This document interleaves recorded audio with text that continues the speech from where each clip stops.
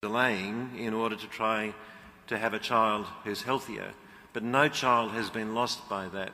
No child has been destroyed. There's no victim of discrimination, whereas in the cases we're talking about, there are embryos being destroyed. The PGD involves, if you're doing it for sex selection, half the embryos get destroyed.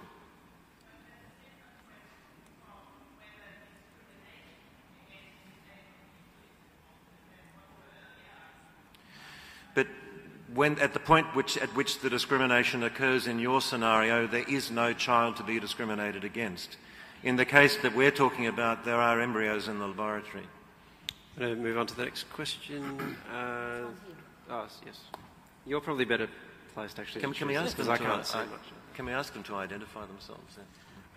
Could you identify yourself? Tony Martin of Northcote and La Trobe University. I think my question, unlike the first questioner, is a lot shorter, and I think it proves that you're a lot further apart than what she thinks. If I can grossly oversimplify what I've heard, unless any of you disagree with me, Julian is saying that if you have two embryos, you should choose the best one in some way if you have information. Nicholas is saying you should not be in a position where you have two embryos to choose from. And Gab is saying, I presume, it is not efficient to produce embryos one at a time, and to do his job, he needs to do a process that results in embryos, and therefore somehow we have to make a choice. Does that grossly oversimplify but summarise where the three of you stand? No one's objecting. Was there a question? No, I think it was a summary.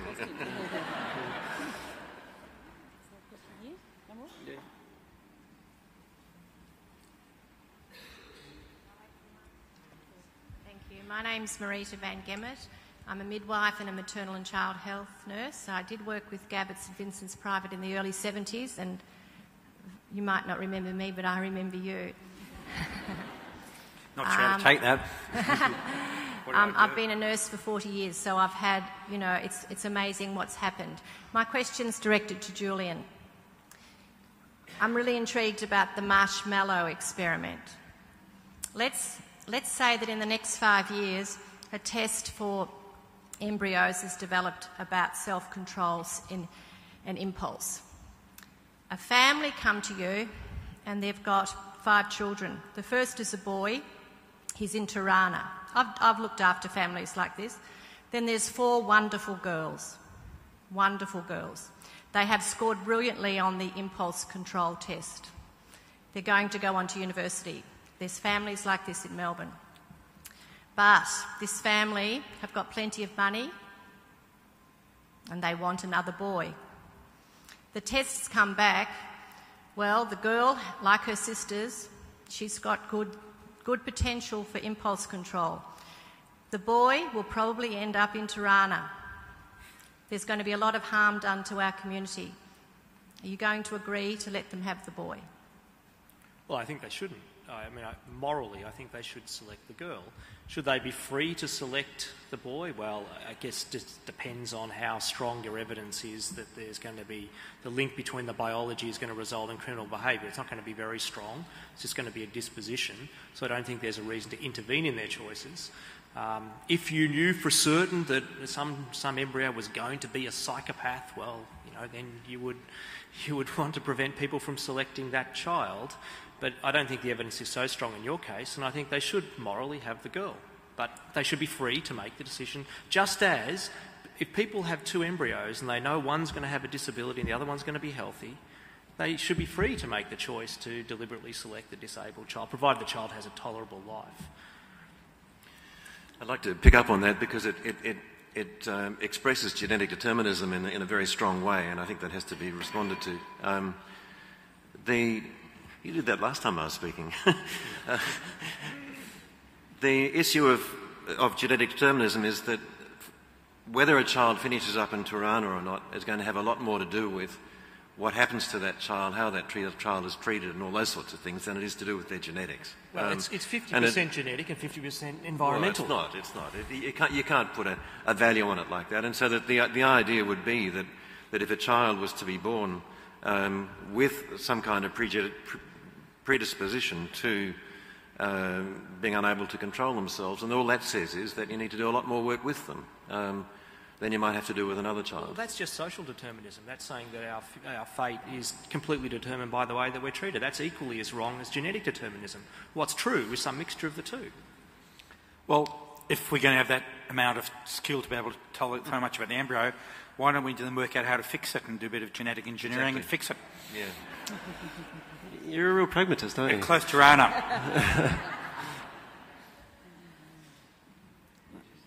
One last question. There's a bunch of them at the back, actually. Right up the back. Yes, you're right. Perhaps we'll have someone from up the back, in the corner there. Monique Baldwin, I'm a student at bioethics. Julian, when you were talking, you seem to focus a lot on genes and the so-called best genes. I was just wondering, I'd like to throw this question open to the whole panel. Are human beings no more than their genes? Are we simply bags of DNA? Well, I sort of gave a quick answer to that before. I think that the evidence isn't in about how much of our nature is determined by our society, our upbringing, our treatment, our maternal environment, and how much of it is strongly influenced by our biology. And the data that we know so far is both of them have important influences. Your biology can set a ceiling on certain talents or abilities and so on, and then you can go way below that with certain kinds of environmental treatments. So I think we're going to be a mixture of our environment, our biology and our choices. So my arguments really only pertained to that bit that's to do with our biology, and that's not going to determine, as Nick and other people and everyone, it's obvious that you can still have a fantastic life with a disability, and you can still have a terrible life even if all the genetic tests for disease show that you're free of disease. You can still get cancer at the age of 5. So, I think you have to have a balanced picture. Our question here is, how much should we use our knowledge of biology to influence our reproductive decision-making? And I think we should use as much of it as we can gather. We should use information. We should try to make more informed decisions. And the opposing view is we shouldn't gain that information and we shouldn't use it in our reproductive decision-making. I think there's much more to your question than Julian has indicated. Because what you're saying is that we're no more than our genes, or are we more than our genes? I mean, the issue here is how do we respect people no matter what their genes are? How do we treat people no matter whatever their inheritance is? How do we work with them? How do we work, as Gab says, to turn around and work to improve their circumstances, to treat their illnesses and overcome those things, rather than discriminating and saying these sorts of people shouldn't be and those people, that these are the sorts of people that we want to be. That choice, using the knowledge, using the information, using the technology to discriminate between people in that way is not what we should be doing. What we should be doing is using the information and the technology to treat the diseases and to make a better life for people who have an inheritance that's more difficult. I was just going to say genes are our starting point, but as I've already alluded before, that if you look at congenital abnormalities, children born with abnormalities, very few of them will be genetic. Many of them will be developmental, and many others will be acquired. So I think my simple answer to your question is we're a lot more than our genes. That's just our starting point. There's another one right up the other corner. My name's Sarah, Sarah Kaur. I work at Boeing Aerostructures as an engineer. My question is a hypothetical one where I'm sure you'll remember the movie Gattaca, where genetic selection is allowed. And although Professor Kovac said that it's not something that could occur in the near future, say if something like that did happen and we did allow choices to be made to select, the superior embryo, how do we then avoid descending into a society that is like what is shown in Gattaca, where there's so much free choice, but yet so much discrimination down the track when embryos grow up to be humans? Well, again, this is a common objection that we'll end up with Nazi eugenics or Gattaca or some dystopic future. And of course, that's a possibility. It's up to us how we choose to use that technology. Jim Watson, who discovered DNA, who always makes some outrageous statements, said something very sensible once at a meeting I was at. He said, I think we should use this knowledge to help the bottom 1/3. So you could if you wanted to promote equality, you could allow people who have the worst sorts of disadvantage only to access the technology or access it publicly funded. How you use this technology is up to us and our social policies. If you use it on a user-pays basis, the rich will become more privileged, their children will become not only financially and socially privileged, they'll become biologically privileged, and you may, as Lee Silver said, end up with a two-tiered society that Gattaca tries to portray. But that's not necessary. We're not determined to choose that. We could make this available to reduce inequality rather than increase it. The fact of the matter is that all forms of discrimination are just individual choices. And so that the idea that we can defend choice that's discriminatory on the basis that it's mere choice doesn't hold. All forms of discrimination are just somebody choosing against somebody else. And what we're talking about here is discrimination in the first instance against people who have disabilities. We can't separate the issue of choosing between embryos and the way in which we treat people who have disabilities in our community. I didn't want to do this, but if I just ask a follow-up question, I guess, to you, Julian, if the philosophical basis of your position proceeds from liberalism, if we then start introducing mechanisms to try to create equality, does that erode the liberal foundations of the philosophical argument? Well, it's a long and complicated discussion. I don't think liberalism is going to serve us that well in the future. So I outlined that because it's a kind of principle that most of us will accept.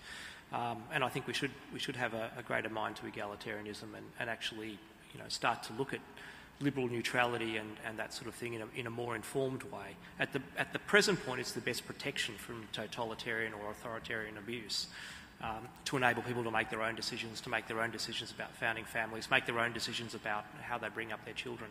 But I don't think that in the future that kind of freedom will be compatible with security and long-term stability. But that's where we started out. I came into the discussion after Julian thinking he's I'm much more of a liberal than he is in terms of what he thinks the future will bring. In other words, he thinks that the liberal principles won't serve us and that there'll be some kind of forced egalitarianism that'll replace it using the technology. I just find that appalling.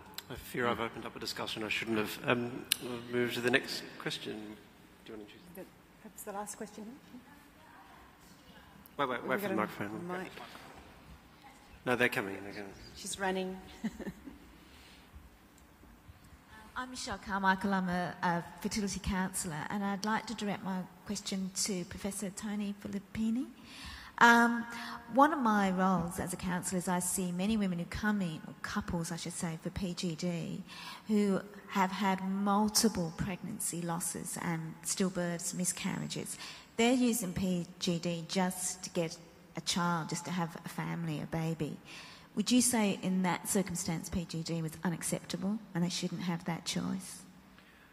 The way that PGD works is to produce a number of embryos and to select between those embryos.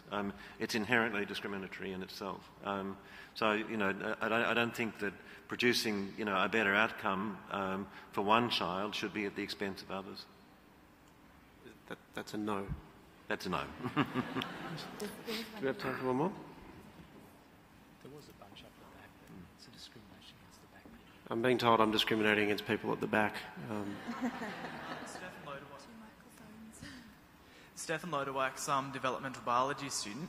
So thinking about the ideas of discrimination and screening for children who have so-called genetic gifts, or at least predispositions for those, because in most cases they will be predispositions, is it fair on society to force children to fit into their so-called genetic predisposition? So should a child be forced into better athleticism, or should we be patronising children because they have a predisposition for a heart disease, for example? Look, I think there's a really basic principle here that Nick hasn't respected and that this question kind of fails to sort of consider, is that how you treat children is completely independent, or how you treat people in society, whether you're expressing bad attitudes or treating people with disabilities badly, is completely independent of the sorts of choices that you make about selecting embryos. So, if you were to take a child with a certain set of musical talents and force that child to do